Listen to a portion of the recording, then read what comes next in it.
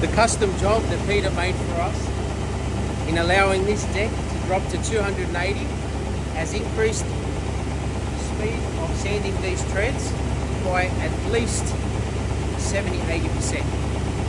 Something that would have taken us once upon a time probably a good hour to sand the end grain, possibly 2 even, depending on the timber, on a linisher or with an orbital, we can literally get done in about 10 minutes. I'm sure you all seen a thread go through sideways, but vertically, here's one more time for you.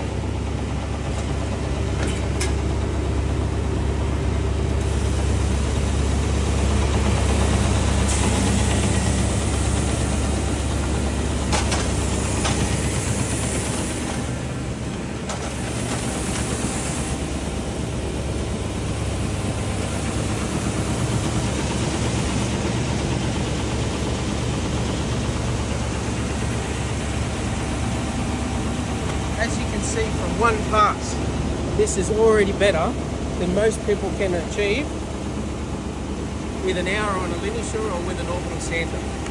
Thanks very much, Peter. We love our hoof deck. It's the best toy we've got in this shop. Thank you.